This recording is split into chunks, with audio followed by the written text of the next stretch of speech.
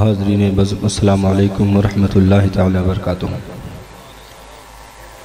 अल्हम्दुलिल्लाहि रब्बिल आलमीन वल आक़िबतु लिल मुत्तक़ीन वस्सलातु वस्सलामु अला मन काना नबिय्यन व आदमु बैनल माइ वत्तीन व अला आलिहि तय्यिबीन व अस्हाबिहि ताहिरीन अम्मा बाद फ़अऊज़ु बिल्लाहि मिनश शैतानिर रजीम बिस्मिल्लाहिर रहमानिर रहीम।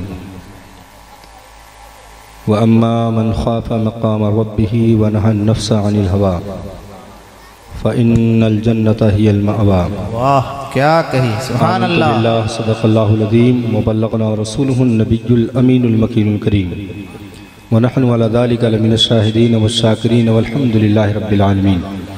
दुरूद पाक का तोहफ़ा पेश फरमाने अल्लाहुम्मा सल्लि अला सय्यिदना शफीअना व मौलाना मुहम्मद सल्लल्लाहु अलैहि सलातो व सलाम अलैहि व अस्हाबिही व बारिक वसल्लिम सल्लु अलैहि सलातो व सलामन दाइमन अलैका या रसूलल्लाह सल्लल्लाहु तआला अलैहि वसल्लम।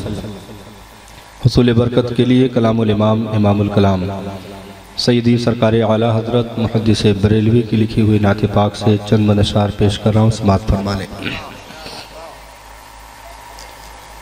चमने तैबा में सुंबुल जो सवारेगे सो सो सो। चमने तैबा में सुंबुल जो सवारेगे सो। चमने तैबा में सुंबुल जो सवारेगे सो। हुर बढ़ कर शिकने नाज पे वारेगे सो। हुर बढ़ कर शिकने नाज पे वारेगे सो। और सूखे धानों पे हमारे भी करम हो जाए।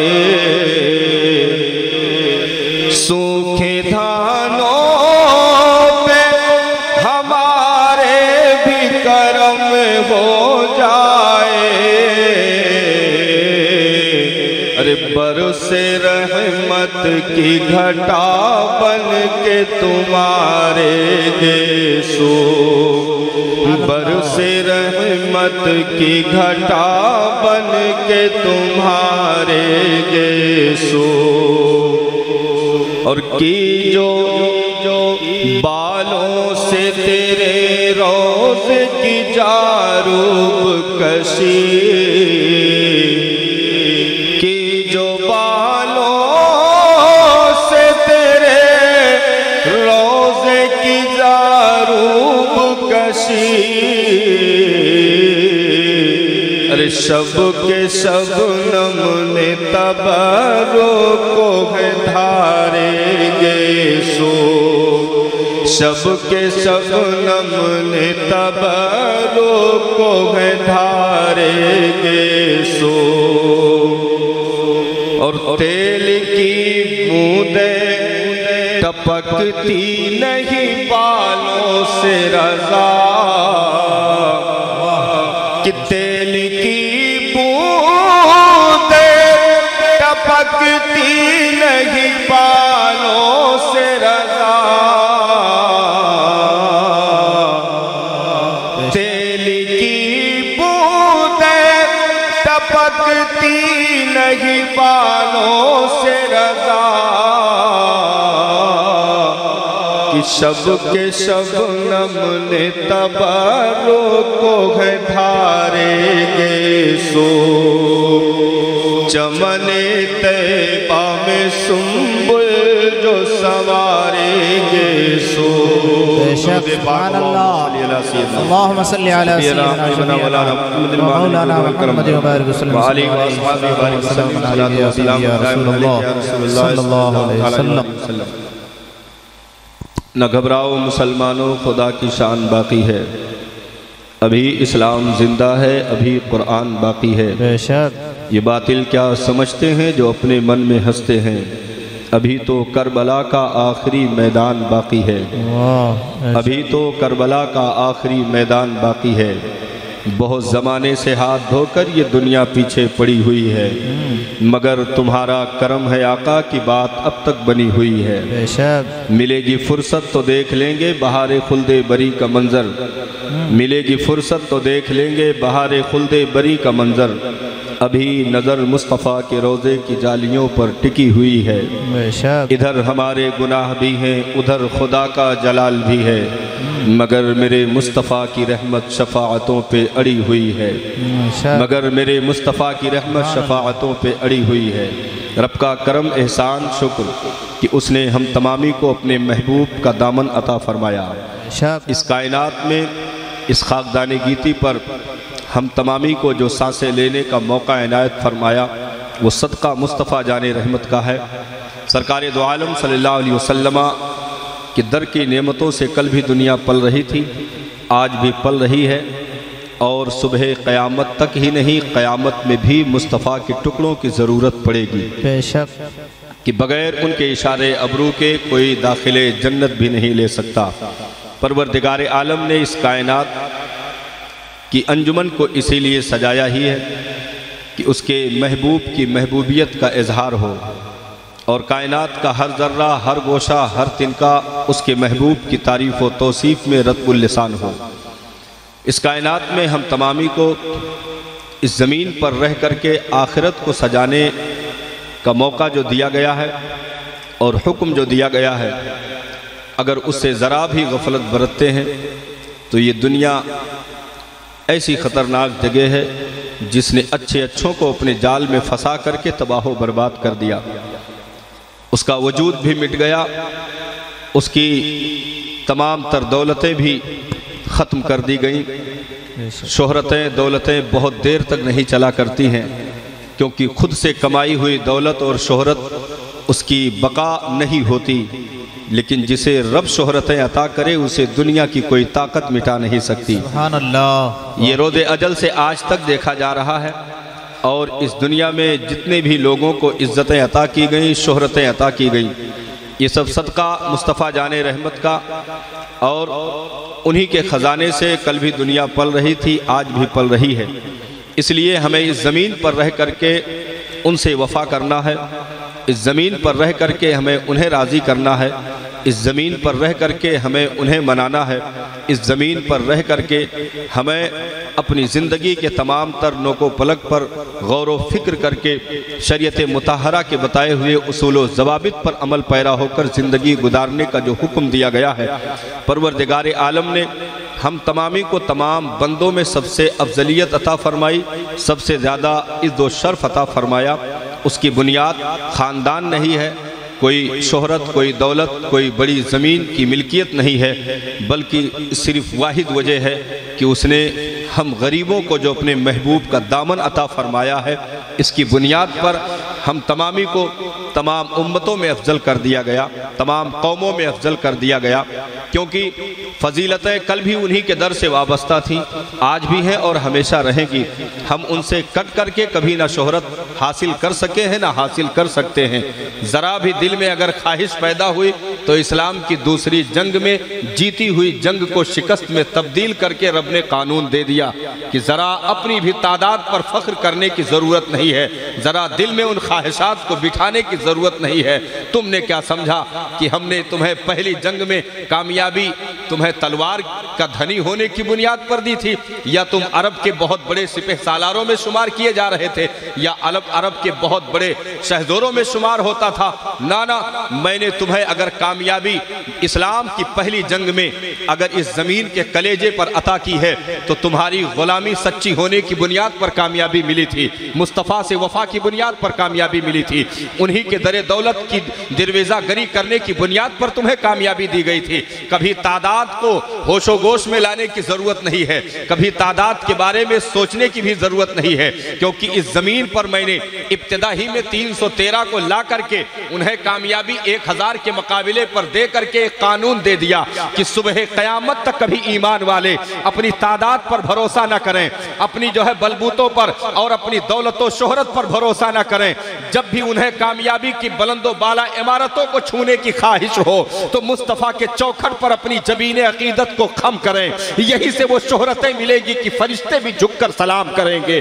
कायनात की हर मखलूक उनकी गुलामी करती नजर आएगी, क्योंकि कामयाबी उन्हीं के चौखट से है, कामरानी उन्हीं के चौखट से है, बुलंदी उन्हीं के चौखट से है, शोहरत उन्हीं के चौखट से है। आज कौम मुस्लिम ने उसी दर को छोड़ करके कामयाबी और दूसरी चौखटों पर तलाश करना शुरू कर दिया, जिसके नतीजे में हासिल ये हुआ कि तादाद तो 1 अरब 40 करोड़ से ज्यादा तजावुज कर गई, लेकिन उसके बाद भी घुटनों के बल इस कौम को उठा करके पटक दिया गया और इसके जमीन पर इसके नाक को रगड़ करके बता दिया गया 1 अरब 40 करोड़ होने के बाद भी तुम अपने ही घरों में जलील करके रख दिए जाओगे, क्योंकि उस दौर की नौकरी अगर तुमने छोड़कर कामयाबी लंदन, अफ्रीका और पेरिस की बुलंद बाला इमारतों को देख करके हासिल करने की नापाक कोशिश की तो तुम्हें जलीलो खार करके रख दिया जाएगा, क्योंकि हमने कामयाबी खजानों की गड्डियों पर बैठने वालों को नहीं दिया है, कामयाबी उमैया के जुल्म की चटाई पर तड़पने वाले बिलाल को दिया है। अगर कामयाबी में देने पर आ जाओ तो एक गुमनाम को, जिसके माँ बाप को भी दुनिया न जानती हो, उस बिलाल को इस जमीन के तले से उठा करके काबा के छत पर खड़ा कर दिया जाता है और दुनिया को बता दिया जाता है अगर दर्द दिल के साथ उनके हो जाओ, अगर दर्द दिल के साथ उनकी मोहब्बतों को अपने कलेजों में उनका चराग रोशन कर लो, उनकी मोहब्बतों की शमा रोशन कर लो, तो कामयाबी तुम्हारे कदम चूमेगी। और याद रखो, अगर उनके हो गए तो तुम्हें अपनी हिफाजत की फिक्र करने की जरूरत नहीं है, फिर तुम्हें अपनी सिक्योरिटी की फिक्र करने की जरूरत नहीं है, क्योंकि बंदा जब उनका हो जाता है, हिफाजत उनके निगाहों से होती है, कामरानी उनके निगाहों से मिलती है, कामयाबी उनके निगाहों से मिलती है। दुनिया दरे मुस्तफा से फिर करके आज हर जगह पर कामयाबी ढूंढ रही है, रोड पर धरना प्रदर्शन करके कामयाबी ली जा रही है और दूसरों के खिलाफ नारे लगा करके कामयाबी हासिल करने की कोशिश की जा रही है। इस पार्टी उस पार्टी का सपोर्ट करके कामयाबी हासिल करने की नापाक कोशिश की जा रही है। दूसरों की तारीफ और तौसीफ में रत्बुल लिसान होकर के तारीफ और तौसीफ करने की नापाक कोशिशें की जा रही है और कामयाबी हासिल करने की कोशिश की जा रही है। नहीं नहीं, दुनिया भटकती फिरेगी और जलीलो खार होकर के रह जाएगी, क्योंकि कामयाबी इन दुनियादारों की चौखटों पर रब ने रखा ही नहीं। दुनिया में सिर्फ वाहिद दर है मुस्तफा जाने रहमत का, जहां पर कामयाबी के खजाने रखे गए हैं। कौम जब भी मुड़ेगी कामयाबी कदम चूमेगी, कौम जब भी उन्हें आवाज देगी कामयाबी कदम चूमेगी। इसीलिए तो मेरे बरेली के ताजदार ने इरशाद फरमाया, आज ले उनकी पना, आज मदद मांगुल से, आज ले उनकी पना, आज मदद मांगुल से। अरे कल न मानेंगे कयामत में अगर माल गया, अगर माल गया। नेमत बाट तजी समझ वो शान गया, वो शान गया।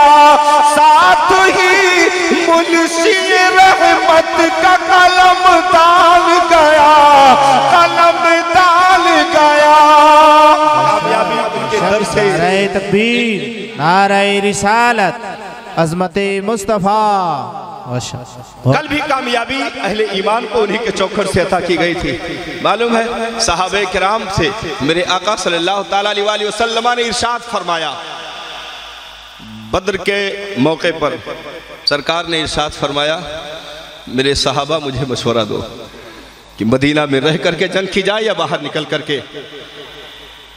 सहाबे किराम से मेरे सरकार ने जो जुमला इरशाद फरमाया, सहाबा की आंखें भर आई, आंखों में अश्कों के सैलाब उतर आए और सहाबा हाथ जोड़ करके खड़े हो गए, मेरे मोहसिन, मेरे मसीहा, मेरे रहबर, हम जैसे निकम्मों से मशवरा करने की जरूरत कैसे पड़ गई? हम जैसों से मशवरा करने की हाजत क्या है? मेरे सरकार, हमने तो अपना तन मन धन सब आपके कदमों पे निछावर कर दिया, हमने तो अपना सब कुछ आपके हवाले कर दिया। ये तन भी आपका है, ये मन भी आपका है, ये रूह भी आपकी है। सरकार, इशारा तो फरमा दे, हम पीछे मुड़कर अपनी तादाद नहीं देखेंगे, हम दरियाओं के कलेजों में घोड़ा डाल करके उतर जाएंगे। खाली रुखे वद्दुहा पे मुस्कुराहट देख ले, सरकार आपका इशारे अबरू हो जाए। तो ये तो बद्र बहुत करीब है मेरे सरकार, हम तो कैसर और किसरा से भी जंग लड़ने के लिए तैयार हैं। आप खाली इशारा फरमा दे मेरे आका सल्लल्लाहु ताला अलैहि वसल्लम, खाली आपके इशारे अबरू की देर है। ये सहाबा न टूटी हुई तलवारों को देखेंगे, न जंग आलू तलवारों को देखेंगे, न खजूरों की लाठियों को अपने हाथों में देखेंगे, न जो है 6 तलवारों को देखेंगे, बल्कि खाली इशारा आप फरमा दे सरकार। तो हम कैसर किसरा के दरबार में भी नंगे बदन बगैर कुर्ते के भी उन दरबारों में खड़े होने के लिए तैयार हैं। और उन शाहाने दुनिया के आंखों में आंखें डाल करके ये दीवाना बात करने के लिए तैयार है, क्योंकि पीछे अगर दस्ते मुस्तफा मदद के लिए मौजूद हो तो दुनिया की कोई ताकत इन जो है जर्रों को मिटा नहीं सकती है। क्योंकि सरकार हम तो दीवानगी आपके रुखे वद्दुहा से हासिल कर चुके हैं।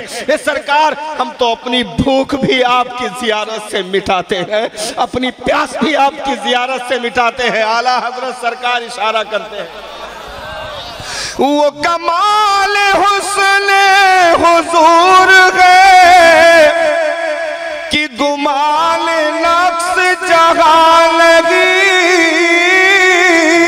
अरे यही फूल खार से दूर है, यही शम्मा है कि धुआं लगी। सुभान अल्लाह। सहाबा ने समझा और वो दीवानगी उन्हें नसीब हुई जिन्हें सहाबे किराम ने बहुत आसानी के साथ, जिन दीवानगी के बदौलत, ये इश्क के बदौलत सहाबे किराम ने बहुत पैदल भी सफ़र करना हुआ, सफ़र कर लिया। वतन को छोड़ने की बारी आई, छोड़ दिया।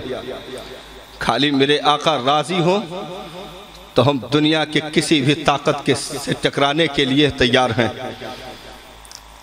और मेरे आका सल्लल्लाहु ताला अलैहि वसल्लम ने जिन मुकद्दस हस्तियों को, जिन गुलामों को अपने दस्तरखाने नबूवत पर लुक़मे दिए थे, उन्होंने वाकई वफा का हक अदा कर दिया इस ज़मीन पर। आज उन्हीं सरफरोश मुजाहिदों की देन है जो आज हमारे पास दौलत ईमान भी मौजूद है, कुरान का तोहफा भी मौजूद है, शरीयत मुताहरा भी मौजूद है। उन्होंने कैसे कैसे जाबाजी के मुजाहरे किए। ये दीवानगी थी साहब, क्योंकि अक्ल सिर्फ लेकर के अहले ईमान कभी कामयाबी हासिल कर ही नहीं सकते। मुस्तफ़ा करीम ने उन अक्ल रखने वाली कौम को दीवानगी अता फरमाई, क्योंकि सिर्फ उकला की अगर जमात को तैयार करना होता तो मक्का में अक्ल वालों की कमी नहीं थी। अबू जहल का नाम मालूम है? अबू जहल को लोग उस मक्का की जमीन पर बहुत कम उम्र में सरदार तस्लीम कर चुके थे, बहुत कम उम्र में, और बहुत ही हसीन और खूबसूरत इंसान का नाम अबू जहल है। बहुत बड़ा दिमाग रखने वाला आदमी। मक्का में जहां सारे लोग मसाइल में उलझ करके फंस जाते थे, वहां पर अबू जहल उन उलझे हुए मसलों को हल कर दिया करता था। इसीलिए मक्का वाले उसे अपना सरदार तस्लीम कर लिए। दारुन नदवा में जो टीम बन करके पहुंचती थी, उस टीम में सरदारी 35 के बाद दी जाती थी और एक रवायत में 40 के बाद दी जाती थी। लेकिन बहुत कम उम्र में 17-18 साल की उम्र में अबू जहल ने दारुन नदवा की सरदारी हासिल कर ली और बहुत तेजी के साथ उसने कामयाबी हासिल की। तो अक्ल वालों की कमी नहीं थी, लेकिन जब ईमान वालों से सामना हुआ तो अबू जहल बड़े बड़े दीवानों का सामना तो बहुत दूर की बात है, 2 कमसिन बच्चों के सामने घुटने टेकने पर मजबूर हो गया, क्योंकि वो सिर्फ अकल लेकर नहीं उतरे थे, उन्होंने मुस्तफा करीम के चौखट से दीवानगी पाई थी। इसीलिए हुदैबिया के मकाम पर जो उरवा इब्ने मसूद ने रिपोर्ट पेश की थी और बताया, यहां इंतजार करने वाले इंतजार कर रहे थे कि बहुत जल्दी रिपोर्ट लाई जाए और फिर उसके बाद आगे अमल किया जाए। लेकिन जब रिपोर्ट लाकर दी गई, बहुत तेजी के साथ पूछा, बताओ क्या लेकर के आए हो? कहा, कुछ सुनने से पहले मेरा मशवरा यह है कि रात की तारीकी में भागना हो तो भाग लो, भागना हो तो भाग लो। अरे पागल हो गया है, बता तो सही क्या हो गया, तादाद उनकी कितनी है? तो कहा 3 ऊंट से जायद नहीं खा सकते, यानी 300 के ऊपर नीचे तादाद है। और कहा मुश्किल से 2 घोड़े। तलवारों का क्या मामला? चंद टूटी जंग लगी तलवारें हैं। फौज किसे तो तंदुरुस्ती का मामला, का अक्सर लोग पत्थर बांधे हुए हैं। तो फिर अबू जहल हंसा, कहा ओए मक्का वालों, रस्सियां इकट्ठी करो, सबको गिरफ्तार करके लाएंगे, हरमे काबा में खंबे से बांध करके कोड़े लगाएंगे और दुनिया को दिखाएंगे कि ये वो लोग अपने बाप दादा के धर्म से मुनहरिफ हो चुके हैं, ये वो लोग अपने बाप दादा के मजहब को छोड़ चुके हैं। कहा अरे अबू जहल, पूरी बात तो सुन ले, इस कदर जल्दबाजी अच्छी बात नहीं है। आखिर ये तूने पूरी बात सुनने के लिए तू राजी क्यों नहीं हो रहा? बात सुन तो सही। कहा बता। कहा मैं जिस कौम को देख करके आया हूं, उनके आंखों के सुर्ख डोरों में तुम्हारी मौत गर्दिश कर रही है। और अपनी जबान में उन्होंने बयान किया कि यसरब की ऊँटनियां अपने पुश्तों पर तुम्हारी मौतें उठाकर लाई हैं, तुम्हारी मौतें उठाकर लाई है। वो जख्मी सांप की तरह पेचोताप खा रहे हैं। उनमें का एक एक आदमी जब तक तुम्हारी नली का खून निचोड़ नहीं लेगा, वो दम नहीं ले सकता है। इसलिए मेरा मशवरा है, रात की तारीकी में भागना है, भाग लो, क्योंकि हमने बड़े बड़े शाहाने जमाना के चौखटों पर हाजिरी दी है। मैं उनके दरबार में दरबानी कर चुका हूँ। मैंने वहां पर बनाए हुए कानून भी देखे हैं, उनके उमरा को भी देखे हैं, उनके खुद्दाम को भी देखे हैं, उनके गुलामों को भी देखे हैं। लेकिन वहां सिर्फ अक्ल काम कर रही थी। लेकिन मैं जिस दरबार में होकर के आया हूँ, यहाँ नबी ने अपने मानने वालों को, कलमा पढ़ने वालों को सिर्फ अक्ल ही नहीं बल्कि दीवानगी अता कर दी है, दीवाना बना दिया है। और अक्ल वालों से जंग लड़ना बहुत आसान है, लेकिन दीवानों से जंग लड़ना नाको चने चबाना है, नाको चने चबाना है। क्योंकि वो इश्क की दौलत से ऐसे मामूर थे और शराबे इश्क के ऐसे मखमूर थे कि उनके निगाहों के जलाल के सामने कोई कुफ्र का तोंदा टिक नहीं सकता था। एक मर्तबा खाली जलाल की निगाह डाल दी तो कुफ्र के खलियानों में आग लग गई। इस तरीके पर दीवानगी मुस्तफा करीम ने अता की थी।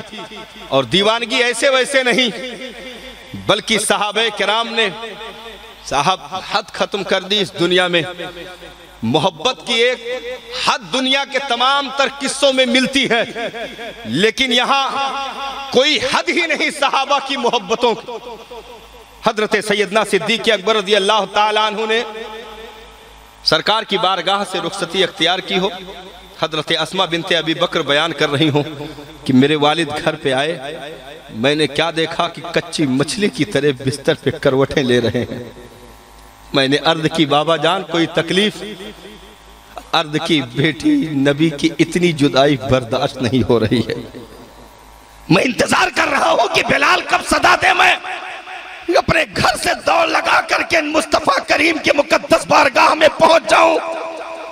ये दीवानगी और यही वो इश्क की ताकत थी, यही वो दीवानगी की ताकत थी। बहुत तेजी के साथ जिसने 10,000 मुरब्बा किलोमीटर तक सफर तय कर लिया, 10,000 मुरब्बा किलोमीटर तक सफर तय कर लिया। तो आज भी हमें उस दीवानगी को अपने वजूद में उतारने की जरूरत है, क्योंकि हम उससे बगावत करके जिंदा भी नहीं रह सकते हैं। तरक्की पाना तो बहुत दूर की बात है। बरेली के इमाम ने उसी मोहब्बत की तरफ इशारा किया था बरेली की चटाई से, और इरशाद फरमाया अल्लाह की सरताब कदम शान है ये, इंसान ही इंसान वो इंसान है ये। और कुरान तो ईमान बताता है इन्हें, ईमान ये कहता है मेरी जान है ये। ऐ इश्क तेरे सदके जलने से छूटे सस्ते, अरे जो आग बुझा देगी वो आग लगाई है। सिर्फ उनकी रसाई है, सिर्फ उनकी रसाई है। हम और आपको उस मोहब्बत की जरूरत कल भी थी, आज भी उस मोहब्बत की जरूरत है, क्योंकि बगैर मोहब्बत के, बगैर किसी से प्यार के आप ना मुस्बत में अमल कर सकते हैं ना मनफी से बच सकते हैं। जब तक मोहब्बत ना होगी, अगर आप घर में बाप से मोहब्बत करते हैं, बेपनाह अकीदत रखते हैं, बाप के हर उसूल व ज़वाबित को आप मानते हैं, तो आप घर में उन चीजों को हाथ लगाने से बचेंगे जो बाप के मिजाज के खिलाफ हो, क्योंकि आपको मोहब्बत है। और अगर बाप से बदकिस्मती से अदावत हो जाए, दुश्मनी हो जाए, तो आप जानबूझ करके उन चीजों को हाथ लगाएंगे जिससे बाप को तकलीफ होती है, जिससे उसे चिढ़ पैदा होती है, जिससे उसे नाराजगी होती है। क्योंकि गलत चीजों से दूर रहने के लिए सबसे पहले कलेजे में मोहब्बत होना जरूरी है। इसीलिए परवरदिगारे आलम ने इस कायनात में जो उसूल रखा, जो ज़ाब्ता रखा, पहले नबी की जात को अता फरमाया, पहले मुस्तफा करीम की मुकद्दस जात को अता फरमाया। 40 साल तक नबी इस कौम में मौजूद रहे, अपने आप को जाहिर भी नहीं किया। 40 साल तक लोग करीब हो करके अमीन भी कहते रहे, सादिक भी कहते रहे, दयानतदार भी कहते रहे। और 40 साल के बाद ऐलान नबूवत, क्या मतलब? कुदरत इशारा दे रही है कि पहले इनकी मोहब्बत को अपने कलेजे में जगह दे दो, उसके बाद इनके लाए हुए कानून को मानने का मजा ही कुछ और होगा। क्योंकि पहले मेरे महबूब को कलेजे में बसाओ, फिर उनके लाए हुए दीन पर खुद ब खुद अमल हो जाएगा। क्योंकि मोहब्बत नबी से हो सजदा छूट जाए, ये नहीं हो सकता। मोहब्बत नबी से हो बंदा शराब के पास चला जाए, ये नहीं हो सकता। मोहब्बत नबी से हो जुए के अड्डे पर बैठ जाए, ये नहीं हो सकता। मोहब्बत नबी से हो मादल्ला ज़िना के रास्ते पर चला जाए, ये नहीं हो सकता। मोहब्बत नबी से हो और वो बुराइयों को कलेजे से लगाए, ये कभी नहीं हो सकता है। क्योंकि मोहब्बत जिसे हो जाए वो तो साहब खरबूज को खाने से भी परहेज करे। वाह वाह वाह। पूछा गया दीवाने से, आपने इसे क्यों नहीं खाया? कहा खाना तो साबित है कि नबी ने खाया है, लेकिन ये नहीं मालूम कि काटा किस तरफ से है, खड़ा करके काटा है कि बेड़ करके काटा है। ये नहीं मालूम है कि काटा किस तरफ से है। कहीं ऐसा ना हो कि नबी ने दूसरी तरफ से काटा हो और मैं दूसरी तरफ से काट दूं, ये महबूब के तरीके के खिलाफ होगा। इसलिए पूरी जिंदगी खरबूजे को हाथ नहीं लगाया गया। ये दीवानगी है। जब प्यार कलेजे में बैठ जाता है तो बंदा फिर एक एक जर्रे से भी जांच पड़ताल शुरू करता है, कहीं मेरे आका के मिजाज के खिलाफ तो नहीं है। मौला रहमतो नूर की बरखा बरसाए हजरत अल्लामा कादी अयाज के तुरबते नूर पर। उनसे फतवा पूछा गया था, सरकार अगर किसी ने नबी करीम के नालैने मुबारक को तस्गीर के सेगे से याद कर लिया मादल्ला, यानी नाल के बजाय नुएल कह दिया मादल्ला, यानी नालैने मुबारक जूता शरीफ जो आपके कदमे मुबारक में पढ़ चुकी हो, जिसने कदमे मुबारक को चूमने का शर्फ हासिल कर लिया हो, किसी ने उसे छोटेपन से याद कर लिया, तो सरकार उसके लिए क्या हुक्म है? अल्लामा काजी अयाद अलैहिर्रहमा फरमाते हैं उसकी गर्दन मार दी जाए, उसे जीने का हक नहीं है। जिसने मुस्तफा करीम के नालैने मुबारक की गुस्ताखी की, वो अपने कलेजे से ईमान को खो बैठा, वो इस्लाम से मुनहरिफ हो गया, उसे गुस्ताखों में लिखा जाएगा, उसे जीने का हक नहीं है। कोई कद्दू को नापसंद कर दे, उसकी गर्दन उतारने का फतवा दे दिया जाए, ये आखिर क्यों है? अरे नादानो, जब कदम में पड़े हुए नालैन की हुर्मतों का ये आलम है, तो साहिबे नाल मुस्तफा करीम की जात का आलम क्या होगा? मुस्तफा करीम के मुकद्दस जात का आलम क्या होगा? आला हजरत सरकार फरमाते हैं सबसे औला वो आला हमारा नबी, सबसे पाला वो आला हमारा नबी, हमारा नबी। और करनो बदली रसूलों की होती रही, अरे चाँद बदली का निकला हमारा नबी, हमारा नबी। और कौन देता है देने को मुँह चाहिए, अरे देने वाला है सच्चा हमारा नबी, हमारा नबी। वो मुस्तफा करीम की मुकद्दस जात है, क्योंकि बंदा पहले उनसे प्यार करे। दीन ने सबसे पहले, अगर इस्लाम का कलमा ला इलाहा इल्लल्लाह से शुरू होता है, लेकिन मारिफत मोहम्मदुर रसूलुल्लाह की पहले रब ने अता फरमाई है। ला इलाहा इल्लल्लाह की मारिफत मोहम्मदुर रसूलुल्लाह की के कलमे से होकर के निकलती है, क्योंकि जब तक मोहम्मदुर रसूलुल्लाह की रोशनी न मिलेगी उस वक्त तक ला इलाहा इल्लल्लाह की मारिफत नहीं हो सकती है। इसीलिए दुनिया में यह कानून रखा गया, परवरदिगार आलम ने ऐलान कर दिया, वहदानियत को पहचानने से पहले रिसालत को पहचानना होगा, वहदानियत तक पहुंचने से पहले रिसालत तक पहुंचना होगा। वहदानियत की मारिफत के लिए रिसालत की मारिफत जरूरी है। कुन तो कंजन मख्फिया, मैं एक छुपा हुआ खजाना था, फिर मैंने चाहा कि मैं पहचाना जाऊं, तो मैंने अपने ही नूर से एक पैकरे जमील को पैदा किया, एक पैकरे जमील को तखलीक दी, अपने ही नूर से मुस्तफा करीम के नूर को पैदा फरमाया, ताकि जब उस नूर की जलवागरी हो, जब उस नूर से लोग करीब होंगे और उसकी मोहब्बत को कलेजे में बिठाएंगे, उसे चलता हुआ देखेंगे और पत्थरों को उन पर सलाब भेजता देखेंगे, दरख्तों को झुक करके उनके कदमों में आता देखेंगे, जानवरों को आकर के तलवे नास को चाटता देखेंगे और जानवरों का उनसे गुफ्तगू करता देखेंगे। और जब उनको उंगली उठा करके चांद के कलेजे को चाक करता देखेंगे, जब उगे जो है मगरिब के दामन में छुपे हुए सूरज को दोबारा खींचकर निकालते हुए देखेंगे, तो कौम फिर पुकार उठेगी।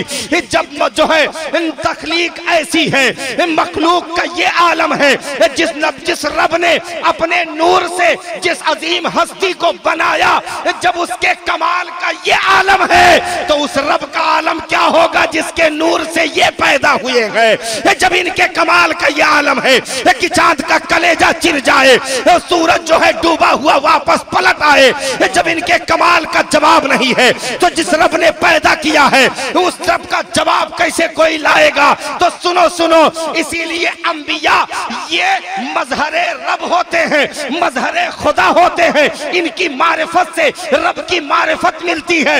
इसीलिए चांद को टुकड़े होता देखा गया तो नबी करीम का सजदा नहीं, खुदा को सजदा किया गया। सूरज को पलटता देखा गया, सजदा खुदा का हुआ। कंकरों को कलमा पढ़ता देखा गया, सजदा खुदा का हुआ। और औलिया अपने नबी के मजहर होते हैं। अगर कटोरे में सागर को सिमटता देखा गया तो करामत गरीब नवाज की है, कलमा मुस्तफा का पढ़ा गया। अगर 12 बरस की डूबी बारात निकल रही है, करामत गौसे आजम की है, लेकिन कलमा मुस्तफा का पढ़ा जा रहा।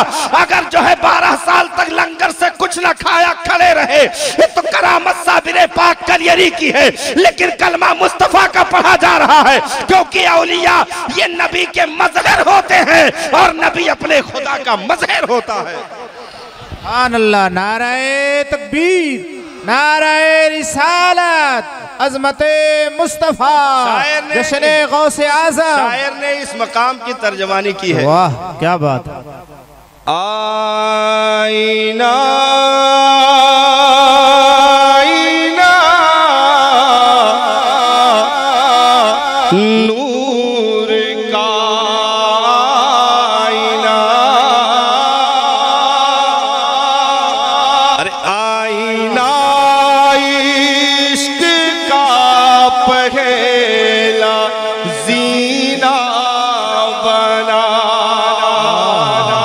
ये आईना टूट कर जब अरे गिरा दो तरफ, एक काबा बना, एक मदीना बना। आईना आईना नूर का आईना। इसलिए क्या मुस्तफा बात। करीम के दर पर आने के लिए जो लोग इसे जो है इस चौखट को माज़अल्लाह जुदा समझते हैं, बहुत गलत फहमी में हैं, वो पछताएंगे और फिर पछताने से कुछ नहीं होगा, क्योंकि रब ने इसी चौखट को अपना चौखट करार दिया है, इनकी इताअत को अपनी इताअत करार दी है, इनकी फर्मा बरदारी को अपनी फर्मा बरदारी करार दिया है। और रब ने कुरान में उसूल दे दिया, व इज़ ज़लमू अनफुसकुम जाऊका, अगर तुम अपने नफ्सों पर जुल्म कर बैठो तो मेरे महबूब की चौखट का रुख करो, मेरे महबूब की बारगाह की तरफ मुतवज्जे हो। फस्तगफिरुल्लाह रसूल, फिर तुम जो है इस्तगफार करो, तौबा करो, महबूब की बारगाह का वसीला बनाओ, उनकी जात का वसीला बनाओ। फिर नबी भी तुम्हारे लिए मेरी बारगाह में सिफारिश कर दे, लवजदुल्लाह तव्वाबर रहीमा, तो फिर तुम मुझे तौबा कबूल करने वाला, रहम करने वाला पाओगे। ये वसूल किसने दे दिया कि माज़अल्लाह नबी का चौखट सिर्फ जो है एक वसीले के तौर पर इस्तेमाल किया गया, और नबी माज़अल्लाह पोस्टमैन की हैसियत रखता है। वो कुरान ले आए, कुरान मिल गया, अब उनकी जात से कोई मतलब नहीं है। वो हिदायत ले आए, हिदायत मिल गया, अब उनकी जात से कोई मतलब नहीं है।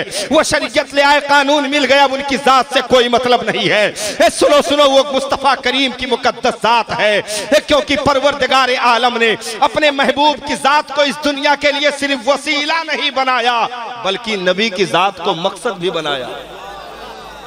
कुछ चीजें होती हैं जो सिर्फ वसीला होती हैं, मकसद नहीं।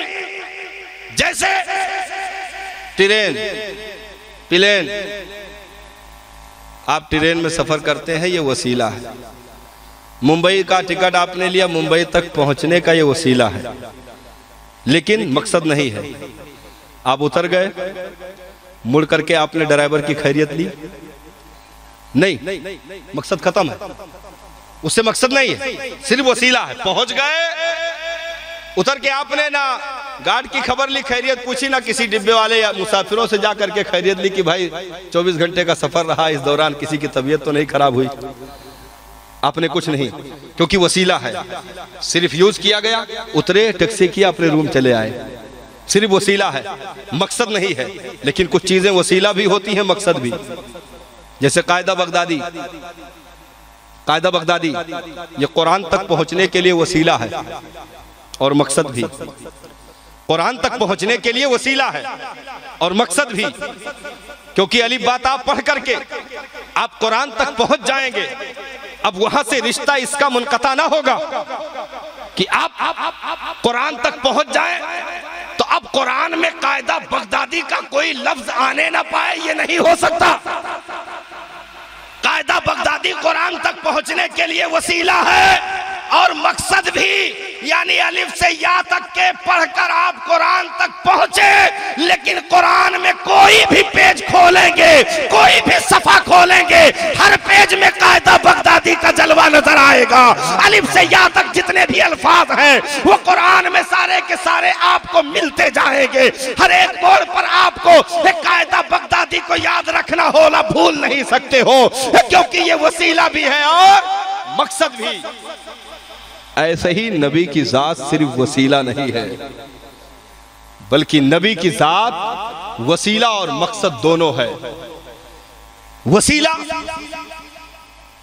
रब के हुजूर पहुंचाने तक का वसीला, वसीला कि इनके जरिए कुरान को उम्मत तक पहुंचाया गया, वसीला इनके जरिए शरीयत के कानून को पहुंचाया गया, वसीला इनके जरिए दीन इस्लाम को कंप्लीट करके उम्मत को दिया गया, ये वसीला है। लेकिन मकसद, कभी कलमे से अपने महबूब के नाम को जुदा ना किया ताकि उम्मती भूल ना सके। कलमे से अपने महबूब के नाम को जुदा ना किया ताकि उम्मती भूल ना सके कि दीन तक पहुंचने का वसीला नबी की जात को बनाया हो और फिर वहां से अलग कर दिया गया हो कि उम्मती पहुंचने के बाद भूल जाए। ना, जब जब कलमा पढ़ोगे तो तुम्हें नबी का वसीला भी याद होगा, नबी की जात भी याद रहेगी। क्या बात, वाह। और उसके बाद सारी इबादतों को फर्ज और सुन्नत से बांध दिया, सारी इबादतों को फर्ज और सुन्नत से बांध दिया। मैंने कहा मौला सिर्फ फर्ज होता, क्योंकि सुन्नत अगर रहेगी तो वसीले को मकसद समझना होगा। रब की कुदरत गम्बाजी करेगी नादान, वही तो मकसद है, वही तो मकसद है। यानी जब वजू के बयान को कुरान से देना हुआ, वजू की फर्जियत के ताल्लुक से कुरान में रब ने इरशाद फरमाया, या अय्युहल्लज़ीना आमनू इज़ा कुमतुम इलस्सलाति फग़सिलू वुजूहकुम। ईमान वालो, जब नमाज का इरादा करो तो क्या करो, अपने चेहरों को धुल लो। ये कुरान में बयान किया ना, व अयदियकुम इलल मराफिक, और अपने हाथ कोनियों समेत धुल लो। वमसहू बिरूसिकुम, और अपने सरों का मसा करो। व अर्जुलकुम इलल कअबैन, और दोनों पांव को टखलों समेत धुलो। लेकिन आप जब वुजू करने बैठे तो सबसे पहले दोनों हाथ गट्टों तक धुला। मैंने कहा ये क्या हो गया? कुरान ने तो चेहरे से धुलने के लिए कहा, शुरुआत इब्तिदा तो चेहरे से है। ईमान वालों, जब नमाज का इरादा करो अपने चेहरों को धुल लो। लेकिन ये हाथ को धुलने से आपने स्टार्टिंग की, दोनों हाथ गट्टों समेत 3-3 मर्तबा धुलने लगे। तो आप कहेंगे मौलाना ये सुन्नत है, ये सुन्नत है। हमने कहा अगर सुन्नत पहले करोगे नबी की जात याद आएगी, तो फिर ईमान वाला नबी का दीवाना बोल पड़ा, रे नादान, बगैर सुन्नत अदा किए फर्ज तक पहुंच ही नहीं सकते। सुभान अल्लाह। बगैर सुन्नत को अपनाए फर्ज तक पहुंच ही नहीं सकते, क्योंकि जिस तरह खुदा तक बगैर मुस्तफा के रसाई नहीं, ऐसे ही किसी भी इबादत में तरीके मुस्तफा के बगैर रसाई नहीं। बेशक बेशक। अल्लाहु अकबर, या रसूल अल्लाह, जिंदाबाद। इस तरीके पर हर मोड़ पर अपने महबूब को साथ रखा। चलो नमाज में खड़े हो गए, अब यहां तो खालिस रब की इबादत होनी है। सजदा उसके लिए, रुकू उसके लिए, कौमा कादा सब जलसा उसके लिए, सारी चीजें उसके लिए। लेकिन यहां भी रब ने एक चीज वाजिब कर दी। कहा, ओए नादान, मेरी इबादत की हालत में होते हुए भी सजदे की अदायगी के लिए, इन तमाम चीजों के लिए अगर तू सजदा करना चाहता है, रुकू करना चाहता है, कौमा जलसा कादा ये सारी चीजें अदा करना चाहता है, तो उसी बीच में तुझे नमाज ही की हालत में मेरे महबूब पर दुरूद भी पढ़ना होगा, मेरे महबूब पर सलाम भी भेजना होगा। अस्सलामु अलैका अय्युहन नबी, ऐ नबी आप पर दुरूदो सलाम हो। ये जब तक कहोगे नहीं नमाज कंप्लीट नहीं होगी। यानी इबादत में भी महबूब पर दुरूदो सलाम, यानी रब ने ये जाहिर कर दिया कि मेरा महबूब वसीला भी है और मकसद भी।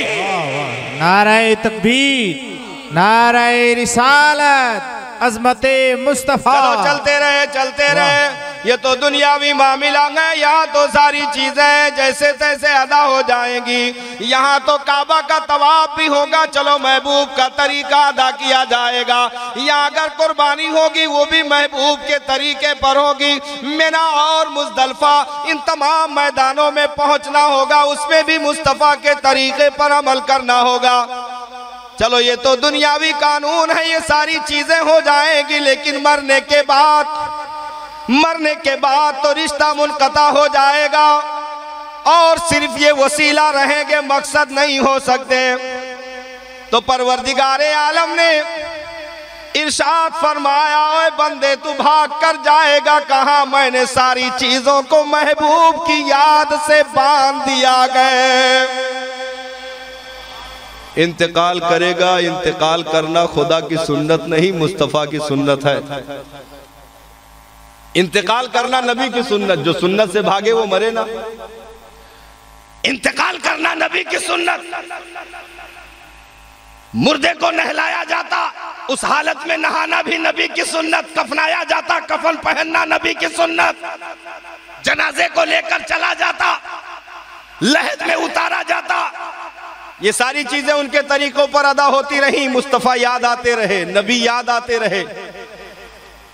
और कब्र की मंजिल में जब उतार दिया गया, कमर जैसे गहरे गड़े में उसे लाकर लिटा दिया गया। कहा चलो अब तो छुट्टी मिली। फरिश्ते पहुंचे, उठाकर बिठा दिया, सवालों जवाब शुरू हो गया। मन रब्बु का मादीनों का, ये तो अकायद जांचने के लिए, परखने के लिए सवाल किया गया। बुखारी शरीफ में तो एक ही सवाल का तज़किरा किया गया और वो सवाल मुस्तफ़ा करीम के मुक़द्दस ज़ात के ताल्लुक से है। मा तक़ूलु फ़ी शान हक़ हाज़र रुजुल, तो इस आदमी के बारे में दुनिया में क्या कहा करता था?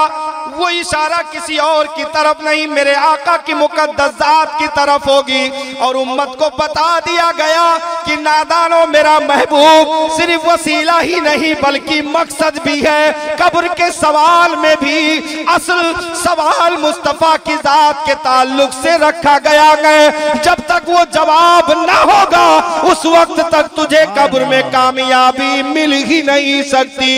सुभान अल्लाह। कि मेरा महबूब सिर्फ वसीला नहीं बल्कि मकसद भी है। बेशक हर मोड़ पर महबूब की ज़ात को साथ रखा गया ताकि दुनिया कहीं उस चौखट को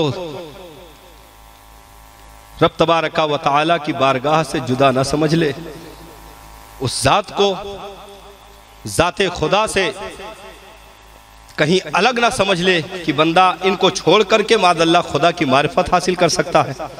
ऐसा कभी नहीं हो सकता। आप मुकद्दर के धनी हैं। हमारे बीच आज अल्हम्दुलिल्लाह आज वो अजीम हस्ती जलवा अफरोज़ हैं, जिनके रुख ताबा की ज़ियारत हम और आप कर रहे हैं। हम और आपकी खुशकिस्मती है कि सरकार ने अपना कीमती वक्त हम तमामी को अता फरमाया।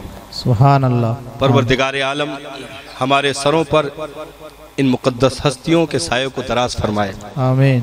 और हम तमामी को इन मुक़द्दस पीराने इदाम से जुड़े रहने की तौफीक अता फरमाए। आमीन।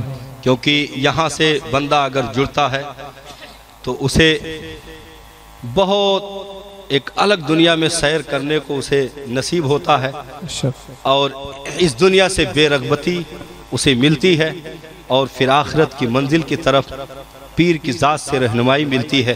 परवरदिगार आलम हम अगर मुरीद हों तो सही मानों में अपनी ज़ात को बेचने की तौफीक अता फरमाए और बैअत हो करके सही मानों में पीर के हुक्म की फरमा बरदारी, उनकी इताअत करके इस ज़मीन पर हमें जीने की तौफीक अता फरमाए। दुरूद पाक पेश फरमा ले। अल्लाहुम्मा सल्ली अला सय्यदना शफीना हबीबना मौलाना मुहम्मदिल मादिल जुद वल करम व आलिहि व अस्हाबी बारिक वसल्लम सलातो व सलामन दायमन अलैका या रसूलुल्लाह सल्लल्लाहु तआला अलैहि वसल्लम। तो मुस्तफ़ा करीम की मुक़द्दस ज़ात को कब्र में भी मुर्दे से सवाल जवाब के दौरान मुस्तफ़ा करीम की मुक़द्दस ज़ात की तरफ इशारा करके बता दिया गया कि नादानो सिर्फ वसीला नहीं बल्कि महबूब की ज़ात मकसद भी है। चलो फिर यहाँ से उठाए गए तमाम कब्रों को शक किया गया। मेरे आका फरमाते हैं सबसे पहले मेरी कब्र खुलेगी, सब मैदान महशर में इकट्ठा हो गए। अब वहाँ सब अपने अपने में परेशान हैं। सगी माँ भी आज अपनी औलाद को पहचानने से इनकार कर रही है, सगा बाप भी अपने बेटे को पहचानने से इनकार कर रहा है।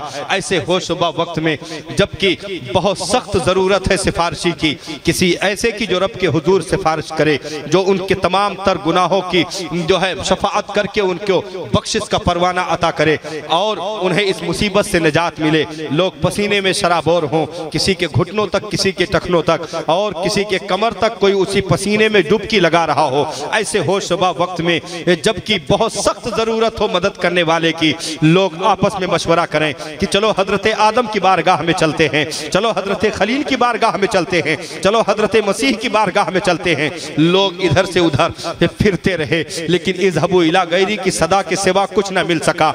लोग सुनो, आप जो है नबी की जात को रब ने किस तरीके पर मकसद बनाया है। महशर के उस भीड़ में अगर हजरत ईसा अलैहिस्सलाम के पास लोग पहुंच रहे हैं और उनके इशारे पर कि आज मैं भी इस काम के लिए नहीं हूं, हजरत ईसा अलैहिस्सलाम के पास लोग पहुंचे, हजरत ईसा से भी सिफारिश की और कहा कि आप रब के हुजूर अर्जी लगाएं। हजरत ईसा फरमाएंगे इज़हबू इला गैरी, जाओ किसी और के पास। लेकिन हजरत ईसा ये पता भी देंगे कि सुनो सुनो, आज इधर उधर फिरने से काम बनने वाला नहीं है। आज अगर कोई दर है जहां पर पनाह मिल सकती है, आज कोई चादर अगर है जहां पर छुपने का मौका मिल सकता है, तो मुस्तफ़ा करीम की मुकद्दस जात है, वो दरे मुस्तफ़ा है, सरकार का मुकद्दस दर है, आकाए करीम की मुकद्दस बारगाह है। अब सब लोग नबी करीम की मुकद्दस बारगाह की तरफ रुख कर रहे होंगे और आका करीम अपने गुनहगार उम्मतियों को देख करके फरमाएंगे अना लहा अना लहा, आ जाओ गुनहगारों, आज ही के दिन के लिए तो मैं हूँ, आज ही के दिन के लिए तो मैं हूँ। तो गुनहगारों को पनाह मिलेगी, मुस्तफ़ा करीम के चादर ततहीर में छुपने का मौका नसीब होगा। यानी महशर की उस भीड़ में भी परवरदिगारे आलम ने शफाते कुबरा का ताज अपने महबूब के सरे नूर पर सजा करके बता दिया कि ऐ लोगों, तुम इस चौखट को अलग ना समझना, ये वो मुकद्दस जात है, मेरा ये महबूब है, वो मुकद्दस हस्ती है जो उम्मत के लिए वसीला भी है, मकसद भी है। महशर की उस भीड़ में याद करा करके और उनकी बारगाह में पहुंचा कर पनाह दे करके बता दिया गया कि सुनो सुनो, ये महशर की भीड़ में आज इकट्ठा करने का भी, यहाँ सबको जमा करने का मकसद ही यही था। तौलने का कोई मकसद नहीं था, वजन का कोई मकसद नहीं था और मीज़ाने अदल, मीज़ाने अमल को कायम करने का कोई जो है मामला नहीं था कि यहाँ पर वजन किया जाए कि कौन गुनहगार है, कौन नेकुकार है। रब के इल्म में सारी चीजें हैं, लेकिन उसके बाद भी तमाम अहले महशर को मुस्तफ़ा के दरे मुकद्दसा तक, हजरत आदम से लेकर के हजरत ईसा तक फिरा करके मुस्तफ़ा के चौखटे मुतहरा तक पहुंचाने का मकसद जो है वो अल्लामा हसन रजा खां बरेलवी ने बहुत ही अच्छे अंदाज में तर्जमानी की है। बयान करते हैं, फकत इतना सबब है इनक़ादे बज़्म महशर का कि उनकी शान महबूब भी दिखाई जाने वाली है, कि उनकी शान महबूब भी दिखाई जाने वाली है। मुस्तफ़ा करीम की मुकद्दस जात है। तो परवरदिगारे आलम हम तमामी को उस दर की तरफ मुड़ने की तौफीक अता फरमाए, उस दर की गुलामी हमें अता फरमाए। इस जमीन पर जिस कदर उनकी मोहब्बत अता होगी, बंदा उसी कदर अपने कलेजे में खौफ रखेगा, क्योंकि उनसे मोहब्बत हो जाए, बंदा उनके आंखों को ठंडक न पहुंचाए और रतोइनी फी सलाह पर अमल न करे, ये हो नहीं सकता है। उससे सजदा छूट जाए, ये कभी नहीं हो सकता, इबादत छूट जाए, ये कभी नहीं हो सकता। इस जमीन पर जितनी ज्यादा मुस्तफ़ा करीम की मारिफत हासिल होगी, खौफे खुदा उतना ही हासिल होगा। और परवरदिगारे आलम ने कुरान मजीद में इरशाद फरमाया, वो अम्मा मन खाफा मकाम रब्बिही व नहा नफ्सा अनिल हवा, जो लोग रब के हुजूर खड़े होने से डरे, यानी कल मैदान महशर में खड़े होकर हिसाबो किताब से डरे और अपने नफ्स को ख्वाहिशात से रोके रखा, अपने नफ्स को अपनी तबई ख्वाहिशात से रोके रखा, बुरी चीजों से अपने अपने नफ्स को रोके रखा तो याद रखो फिर जन्नतुल फिरदौस उनका ठिकाना है। ऐसे बंदों का इस्तकबाल किया जाएगा जो बंदे इस जमीन पर रह करके अपने नफ्स को बुराइयों से रोक लें, अपने कदम को बुराइयों की तरफ बढ़ाने से रोक लें। क्योंकि बंदा जिस कदर उनका दीवाना होगा मारिफत रब उसी कदर उसे हासिल होगी। और जब बंदा ये तसव्वुर कर लेगा कि नियत बांध कर भी खड़ा हो तो ये तसव्वुर जमा ले कि मैं रब के जलवों की जियारत कर रहा हूं। और अगर ऐसा ना हो सके तो फिर ये तो जरूर यकीन रखे कि रब उसे देख रहा है। जब बंदा इस कदर मारिफत से करीब होगा तो फिर उस बंदे को क्या इबादत में ख्वाहिशात सताएंगे? क्या वो रकात भूल जाएगा? क्या वो नमाज में इधर उधर के ख्यालात को लाएगा? क्या नियत बांधने के बाद मार्केटिंग करेगा? नहीं, बल्कि जो ये सोच ले कि रब उसे देख रहा है और अगर इश्क और कमाल को पहुंच जाए कि रब के जलवे का दीदार उसे सजदे में नसीब हो जाए तो फिर ये तो मुकद्दर की बात है। हजरत मौला अली कररमल्लाहु वजहुल करीम से पूछा गया, सरकार आपने रब के जलवे की कभी जियारत की है? मौला अली फरमाते हैं, अली सजदे से उस वक्त तक सर उठाता ही नहीं जब तक रब का जलवा न देख ले। रब का जलवा ना देख ले, क्योंकि जो उनकी चौखट से जितना करीब होगा उसे मारिफते रब उतना ही ज्यादा हासिल होगा। बगैर उनकी मारिफत के मारिफते खुदा मिल नहीं सकती है। ये गलत ख्याल है उनकी चौखट को छोड़ करके हम उसकी चौखट पा जाए, हम उसकी बारगाह तक रसाई कर लें। और इस जमीन पर अगर उन्हें हमने दिल दे दिया और दिल का सौदा उनकी बारगाह से कर लिया तो याद रखो इस जमीन पर फिर हमारी कीमत दुनिया के किसी खजानों में नहीं रखे गए हैं। दुनिया हमें खरीद नहीं सकती है, वो चाहे जुल्म की भट्टियों पर लिटा दे उसके बाद भी हमारे अकीदे का सौदा नहीं हो सकता है, हमारे ईमान का सौदा नहीं हो सकता है। वो चाहे तीरों तबर की खौफ दिलाए, चाहे तलवारों के धार दिखाएं, चाहे तलवारों की झनकारें सुनाएं, वो दीवाने मुस्तफा की मुस्कुराहटों को छीन नहीं सकते हैं। क्योंकि वो दुनिया के किसी भी ताकत पर भरोसा करने के लिए नहीं आया है। उसने अगर भरोसा किया है तो मुस्तफा करीम की मुकद्दस जात पर किया है, अगर प्यार किया है तो मुस्तफा करीम की मुकद्दस जात से किया है। हजरत खुबैब इब्ने अदी रज़ी अल्लाह ताला अन्हु को मक्का वालों ने गिरफ्तार कर लिया। इस उम्मत में सबसे ज्यादा जुल्म अगर किसी जात पर हुआ सहाबा में तो हजरत खुबैब इब्ने अदी रज़ी अल्लाह ताला अन्हु की जात है। पकड़ लिया और मक्का वालों ने ऐलान कर दिया कि जिसके भी आदमी कत्ल हुए हैं बद्र में, आज उनका एक आदमी हमारे हाथ लग गया है, आओ आज मिल करके दिल खोल कर बदला लेते हैं। बांध दिया गया ऊंची जगह पर, खंबे से जकड़ दिया गया और मक्का वाले सब अपने अपने तौर पर आजमाइशें करने लगे। हजरत खुबैब इब्ने अदी रज़ी अल्लाह ताला अन्हु से मारते हुए सताते हुए ये भी सवाल किया गया था, खुबैब क्या तू ये पसंद करेगा कि आज तेरी जगह पर मादअल्लाह तेरा नबी हो और तू आराम से अपनी फैमिली में रहे? हजरत खुबैब की आंखें सुर्ख हो गईं। कहा, ओए जलीलो तुम कैसी बात करते हो, ये तो तसव्वुर कभी आ भी नहीं सकता और हम तो इतना भी गवारा नहीं करते कि उनके कदमे नाज में कोई कांटा चुभ जाए, तो इतना भी गवारा नहीं करते। नेज़ों की इन्नियां जिस्म में चुभाई गई और यहां तक कि तलवारों से जिस्म को छील दिया गया, जबान को काट दिया गया, आंखों में सुज्जे लगा करके आंखों को निकाल दिया गया, पूरे जिस्म को छलनी करके एक एक अज़ू को काट काट कर अलग कर दिया गया। लेकिन वो नबी का दीवाना उस जगह पर जब तक कि जबान बदन में सलामत रही उनके तराने पढ़ता रहा। और दुनिया वालों को बता दिया, न तैगो तीर पर तकिया, न खंजर पर, न भाले पर, भरोसा है तो एक नूरी सी चादर वाले पर। मुस्तफ़ा करीम की मुकद्दस जात, हमने उनके चौखट पर दिल का सौदा कर लिया है। अब दुनिया की कोई ताकत हमें डरा नहीं सकती है। ये तलवारों की झनकारें हमें खौफ नहीं दिला सकती हैं। ये नेज़ों की इन्नियां हमें खौफ नहीं दिला सकती हैं। ये तुम्हारे तीरों तबर के मार हमें खौफ नहीं दिला सकते हैं, क्योंकि जिनके दिलों में खौफे खुदा रच बस गया हो वो दुनिया की किसी ताकत से डरा नहीं करते।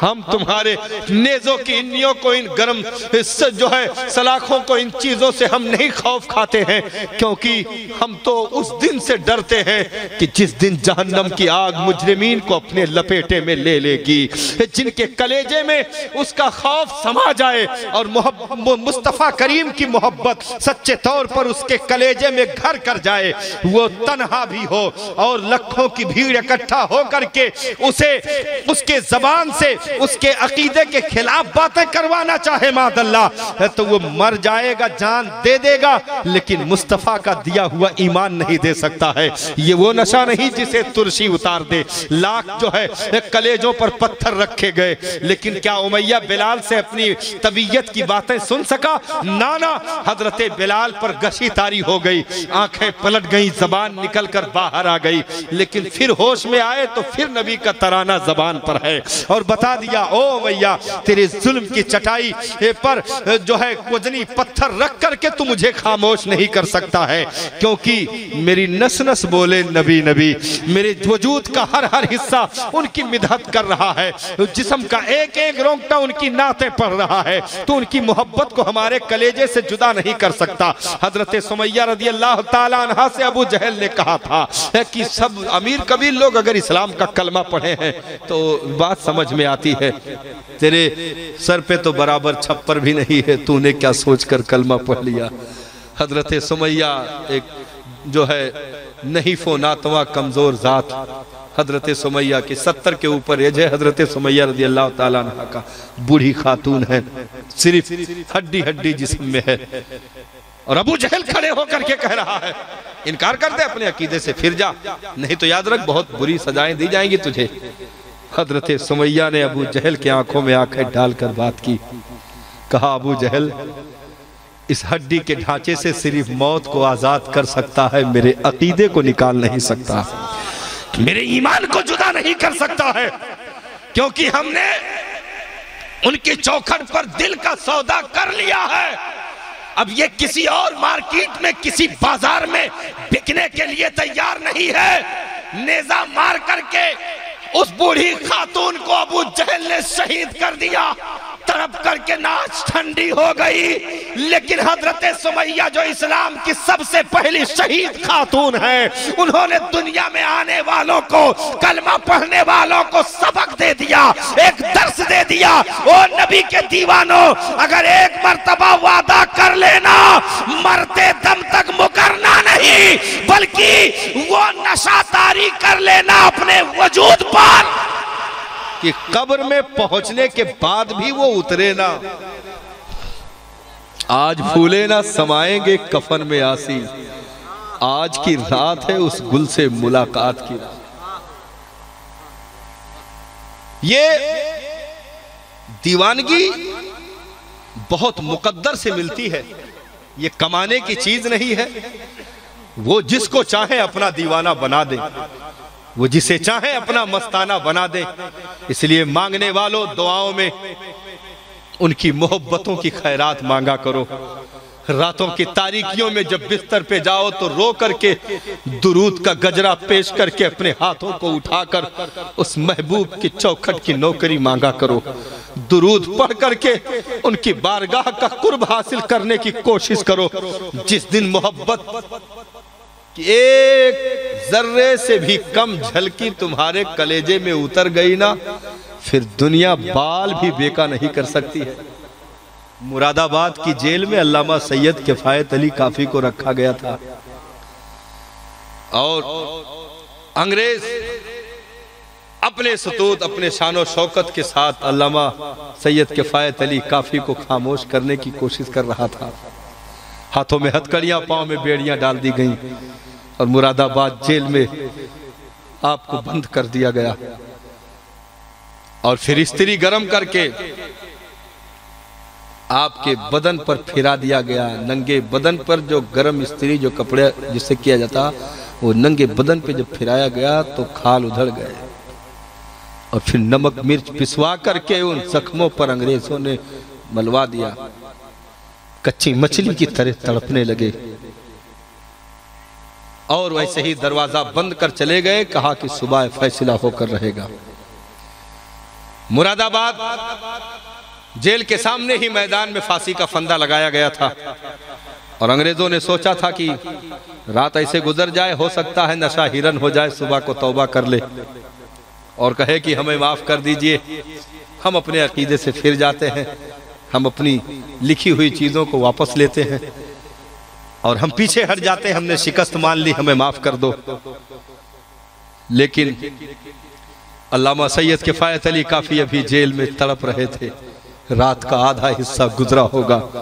अंग्रेज इस सोच में सो रहे थे कि सुबह को ये तौबा कर लेगा, क्योंकि साहब सिर्फ उंगली कट जाए ना तो उसे भी हम सालन में सब्जी में नहीं डालते हैं, क्योंकि उस पर कट लगा हुआ है, जरा भी उसमें चूंकि नमक मिर्च होता है लग जाएगा तो हम तड़प जाएंगे, इसलिए हम उसे हाथ को बचा करके रखते, सालन में नहीं डालते हैं।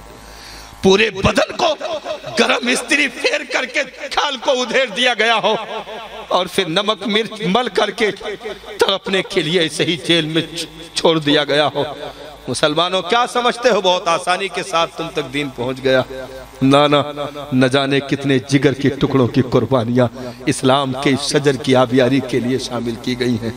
न जाने कितने सरफरोश मुजाहिदों ने सर पर कफन बांध करके, न जाने कितनी माओं ने अपने निगाहों के सामने अपने लगते जिगर को, अपने दिल के टुकड़ों को तड़पते हुए देखा है।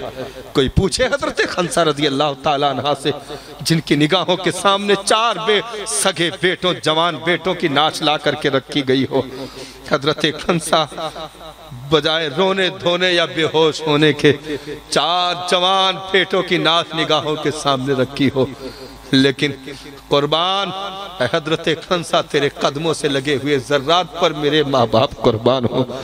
तूने ऐसी दिलेरी का मुजाहरा किया हो कि अपने बेटों को ये कह करके मैदान में भेजा हो, जाओ और जिंदा वापस ना आना अगर माँ के दूध का हक अदा करना है तो। और फिर 4 सगे बेटे जो वादा करके वहां से निकले हो, फिर मैदान कारजार ठंडा होने के बाद 4 जवान बेटों की नाशें अलग अलग से चुन करके लाकर निगाहों के सामने रखी गई हो। हजरत खंसा देख करके हाथ उठाकर बजाय बेहोश होने के, आपे से बाहर होने के, हाथ उठाकर रब के हुजूर ये तारीखी जुमला अर्ज किया था, मेरे मालिक मैं फख्र कर रही हूँ अपने मुकद्दर पे कि कम से कम तूने 4 शहीदों की माँ बनने का शर्फ तो अता कर दिया, 4 शहीदों की माँ बनने का शर्फ अदा कर दिया। अरे कल ये तेरी बंदी महशर की भीड़ में फख्र के साथ हाजिर होगी, जब 4 शहीदों को खड़ा करके मुझे आवाज दिया जाएगा कि इन जियाले बेटों की माँ को हाजिर किया जाए। अरे कम से कम अपने माँ के कलेजे से निचड़े हुए दूध के कतरों का हक तो अदा कर दिया। ये दीवानगी बहुत आसान चीज नहीं है साहब, ये इश्क नहीं आसान जिसे तू समझता है, एक आग का दरिया है वो भी डूब कर जाना है। इसलिए मुसलमानों उनकी मोहब्बत खैरात में मांगो, उनकी मोहब्बत भीख में मांगो। जिस दिन मोहब्बत झोलियों में डाल दी गई उस दिन याद रखो दुनिया की कोई ताकत तुम्हें नजर भी नहीं लगा सकती है, क्योंकि तुम इस जमीन पर मखलूक में सबसे बेहतर हो, तुम उम्मत में सबसे बेहतर हो, सबसे अफजल हो, सबसे अशरफ हो, क्योंकि तुम्हें तमाम नबियों के सरदार का दामन मिल चुका है, आमिना के लाल का दामन मिल चुका है, किताबों में सब किताबों में अफजल कुरान तुम्हें तोहफे में अता कर दिया गया है, तमाम अदियान में सबसे बेहतर दीन दीन इस्लाम जिसे रब ने खुद पसंद फरमाया वो तुम्हारी झोली में डाल दिया गया है, शरीयत मुतहरा तुम्हें तोहफे में अता कर दिया गया है। कर बद्र वालों के आबरू तुम हो, ओहद वालों के आबरू तुम हो, खंदक वालों के आबरू तुम हो, तबूक वालों के आबरू तुम हो, और यहाँ तक कि कि करबला वालों के आबरू भी तुम हो, तुम्हारे ही लिए दाए गुनहगारों सियाहकारों, वो सब भर जागना और रात भर रोना मोहम्मद का, ये सब कुछ हम गुनहगारों के लिए किया गया। रात का आधा हिस्सा गुजरा होगा। अल्लामा सैयद किफायत अली काफी कच्ची मछली की तरह तड़प रहे थे। अचानक मुरादाबाद की जेल रोशन हो गई। आंखें खोली तो मुस्तफा करीम तशरीफ फरमा थे। मदीने वाले ताजदार की आमद हो चुकी थी। पूछा, बेटा किफायत अली कोई तकलीफ? अर्ज की, आका थी अब नहीं है, थी अब नहीं है। अरे अब क्या कहना, शायर ने इस मोड़ पर तर्जमानी की है। अब मेरी निगाहों में जचता नहीं कोई, अब मेरी निगाहों में, कि अब मेरी निगाहों में अरे जचता नहीं कोई, जैसे मेरे सरकार है वैसा नहीं कोई, जैसे मेरे सरकार है। सरकार तकलीफ थी लेकिन अब नहीं है। और मेरे आका ने वसीयत फरमाई, तशरीफ ले गए। हजरत अल्लामा सैयद किफायत अली काफी पूरी जमा मर्दी के साथ, पूरे जोशो जज्बे के साथ उठकर बैठ गए। और सुबह हुई, अंग्रेजों ने जेल का दरवाजा ये सोच करके खोला कि तौबा कर रहा होगा, लेकिन जो दरवाजा खोल करके देखा तो फिर उनके कुफ्र की हवेलियों में लर्जा तारी हो गया। देखा कि हम तो कैद किसी और को कर गए थे, लेकिन यहाँ तो मौजूद कोई शेरे नर दिख रहा। निगाहों में जलाल, आंखों के डोरे सुर्ख और बेड़ियों की झनकार, हथकड़ी पड़ी हुई, पूरी जमा मर्दी के साथ बैठे हैं। और अंग्रेजों के आंखों में आंखें डाल करके बताई, अंग्रेजों कान खोल करके सुन लो, ये वो नशा नहीं जिसे तुरशी उतार दे, ये वो नशा नहीं जिसे तुरशी उतार दे। मैं मुस्तफा के जामे मोहब्बत का मस्त हूँ। तुम क्या समझते हो, ये मिर्च, ये गरम स्त्रियां मुझे मेरे अकीदे से मुनहरिफ कर देगी? ये कभी नहीं हो सकता है। ऐ जलीलो, कान खोल करके सुन लो, ये बेड़ियों की झनकारें हम दीवाने मुस्तफा को शहनाइयों का मजा देती हैं। हमने तो कभी इन्हें खातिर में भी नहीं रखा। तुम क्या समझते हो, ये हमारी मजबूरी है? मजबूरी नहीं है, शौक है। वाह, इस जुमले पर गौर कीजिएगा। मजबूरी नहीं, शौक है।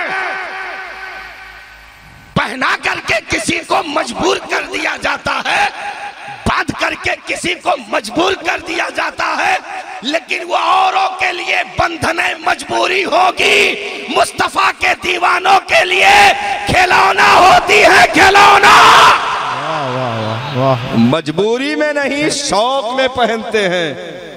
और ये सदा होती है, पिया को जो भाए वही भेष हमारा है।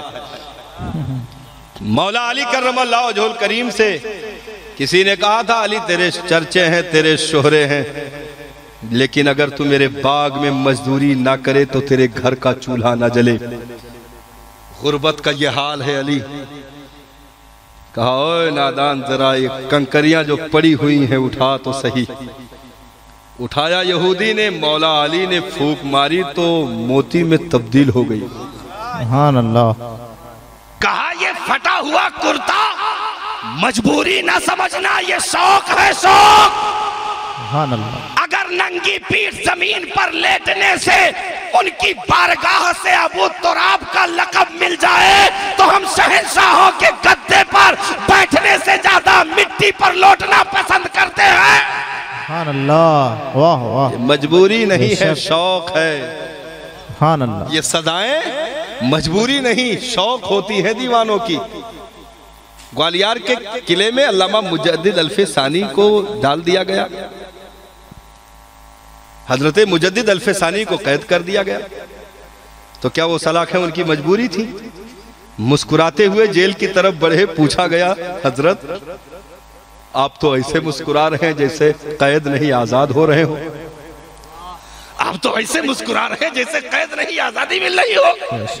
तो कहा, ओए नादान, हम जेल में इसलिए थोड़ो जा रहे हैं कि मजबूरी है, ना ना, जेल में इसलिए जा रहे हैं कि एक सुन्नत रह गई थी, वो भी हजरत यूसुफ की अदा हो गई। सुभान अल्लाह, सुभान अल्लाह। और गए, 1 साल तक कैद रखा ग्वालियर के किले में, और फिर उसके बाद निकाला गया, ये सोच करके कि अपने अकीदे से तौबा कर लिया होगा। लेकिन जो जेल का दरवाजा खोला तो जितने जेल के कैदी थे सब कलमा पढ़कर मुसलमान हो चुके थे। वाह वाह। सब कलमा पढ़कर मुसलमान हो चुके थे। ये मजबूरी नहीं, शौक होती है दीवानों की। हजरत इमाम ज़ैनुल आबिदीन को जब करबला से लाया गया, हाथों में हथकड़ियां, पांव में बेड़ियां डाल दी गई थी, बहुत जुल्म किया गया। और बादे करबला इमाम ज़ैनुल आबिदीन ने इस कदर इस जमीन की छाती पर आंसू बहाए हैं कि रोने वालों में जहां हजरत आदम का भी जिक्र आता है, हजरत अय्यूब का, हजरत याकूब का भी जिक्र आता है, जिन्होंने यूसुफ गुम हुए थे तो रोते रोते बाप याकूब के आंखों की बीनाई चली गई थी। लेकिन वहां एक यूसुफ गुम हुए थे साहब। यह इमाम ज़ैनुल आबिदीन के आंखों से आंसू क्यों ना बहे, न जाने कैसे कैसे यूसुफ को अपनी निगाहों के सामने खोया है, देखा है वहां तड़पते हुए। वहां तो अली अकबर जैसा यूसुफ भी निगाहों के सामने चला गया। एक यूसुफ को हजरत याकूब ने खोया तो बीनाई चली गई। मेरे मौला कलेजे हुसैन को कैसी तकवीयत अता की थी कि 71 यूसुफों को अपने हाथों पर उठा करके खेमे तक ला रहे हो, फिर भी उसके बाद खड़े होकर सैयदा का लाल दीन का खुतबा दे रहा हो, नबी की नातें पढ़ रहा हो, कुरान की आयतें सुना रहा हो। हजरत इमाम ज़ैनुल आबिदीन को कैदी बनाया गया था करबला के, जो है बाद में खेमों को लूटा गया, कैदी बनाया गया। हाथों में हथकड़ियां डाल दी गई, पाँव में बेड़ियां डाल दी गई। ऐसे ही ले जाकर कुफा के गली कूचों में फिराया गया, शाम की गलियों में फिराया गया। किसी ने देखा तो कहा, इमाम ये तो बहुत ज्यादा जुल्म हो रहा है। इमाम ने जरा सा झटका दिया तो सब खुलकर नीचे गिर गई। कहा, ये मजबूरी नहीं, शौक है। ये मजबूरी नहीं, शौक है। यजीदी लश्कर का एक आदमी मुख्तार के खौफ से भागता हुआ इमाम ज़ैनुल आबिदीन के खेमे तक पहुंच गया और कहा, हमें अंदर छुपा लीजिए, नहीं तो हम पकड़े जाएंगे, मारे जाएंगे। मुख्तार के फौजी पीछा कर रहे हैं। आपने अंदर बिठाया, खाना खिलाया, बिस्तर लगाया, रहा। जब मामला ठंडा हो गया, जाने लगा तो इजाजत चाहिए। कहा, इजाजत है, शौक से जाओ। चलने लगा तो फिर मुड़ करके कहा, शायद आपने हमें पहचाना नहीं। तो कहा, ओए, जब तू आया था तभी हमने पहचान लिया था। जिसका पूरा चमन निगाहों के सामने तुम लोगों ने काट करके रख दिया हो, हम उसका चेहरा भूल सकते हैं? तो कभी नहीं हो सकता। कहा, फिर ये मेहमान नवाजी, ये सारी चीजें। कहा, वो तेरा दस्तरखान था, ये सैयदा के लाल का दस्तरखान है। वाह वाह। सैयदा के लाल का दस्तरखान है तो ये दुनिया के जितने भी जुल्म बर्बरियत दीवानों पर तोड़े जाते हैं, वो उनकी मजबूरी नहीं बल्कि वो शौक होता है। और उनकी दीवानगी में सर पर कफन बांध कर दौड़ते रहते हैं कि मेरे आका बस खाली इशारा फरमा दे मेरे सरकार।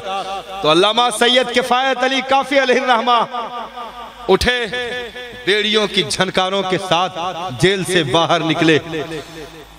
उधर सदा सुनाया जा चुका था, भीड़ लाखों की इकट्ठा थी दोनों कतारों में। बीच में हजरत सैयद किफायत अली काफी अलैहि रहमत चल रहे थे और फिर चलते चलते ताज़ा कलाम अपनी ज़बान मुबारका से इरशाद फरमाया और खड़ी हुई भीड़ को कि तुम बकरियों की तरह बुज़दिल बन करके जान न दे देना। एक शेर बबर जा रहा है, तुम इसकी कुर्बानियों को देख करके कुर्बानी का जज्बा पैदा करना। ये दुनिया खत्म हो जाएगी, ये दुनिया तबाह हो बर्बाद हो जाएगी, इसकी बका नहीं है। लेकिन जिन्होंने उनकी ड्योढ़ी पर अपने दिल का सौदा कर लिया, दुनिया की मिट्टी भी उनके कलेजों को खा नहीं सकती है, उनके जिस्म को छू नहीं सकती है। और चलते हुए अल्लामा सैयद किफायत अली काफी ने, क्योंकि जिनके कलेजे में खौफे खुदा बस जाए, मोहब्बत रसूल रच जाए, वो फिर क्या फैमिली नहीं होगी? क्या मौत के फंदे की तरफ बढ़ रहे, पीछे बीवी की सूरत नहीं दिख रही होगी? क्या बच्चे बच्चियों की सूरतें नहीं दिख रही होगी? क्या भाई बहनों की सूरतें नहीं दिख रही होगी? लेकिन नहीं, हमें दीन का नौकर बना करके इस जमीन पर रखा गया है। हमने नौकरी का हक अदा किया कि नहीं किया, ये कयामत के मैदान में हमसे पूछा जाएगा। तो उस वक्त खड़े होने से आज इस जमीन पर जो डर गया और दीन की नौकरी सच्चे तौर पर अगर निभाई, तो फिर उस बंदे को फिर दुनिया की कोई ताकत नजर नहीं लगा सकती है। अल्लामा सैयद किफायत अली काफी अलैहि रहमत बढ़ते जा रहे हो फंदे की तरफ और लोगों को एक पैगाम देते जा रहे और ताज़ा कलाम अपनी जबान पर लाए और गुनगुनाते जा रहे। कोई गुल बाकी रहेगा ना, चमन रह जाएगा, पर रसूल अल्लाह का दीने हसन रह जाएगा।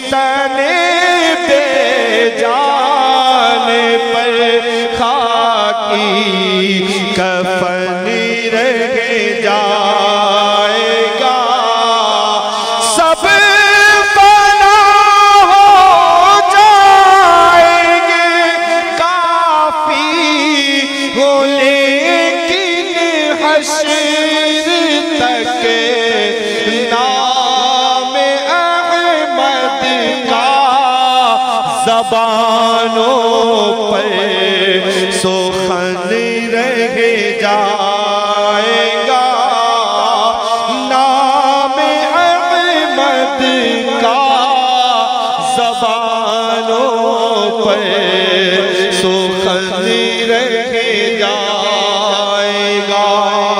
जो रब के हुजूर खड़ा होने से डरा और अपने नफ्स को ख्वाहिशात से रोके रखा, उनकी सच्ची गुलामी अख्तियार कर ली, तो दुनिया में भी कामयाब है, कल आखिरत में भी कामयाबी उसके कदम चूमेगी। मौला करीम हम तमामी को मुस्तफ़ा जाने रहमत की सच्ची नौकरी अता फरमाए, लज्जत सजदा अता फरमाए, ज़ौक़े बंदगी अता फरमाए। अस्सलामु अलैकुम व रहमतुल्लाहि तआला व बरकातहू। वालेकुम अस्सलाम।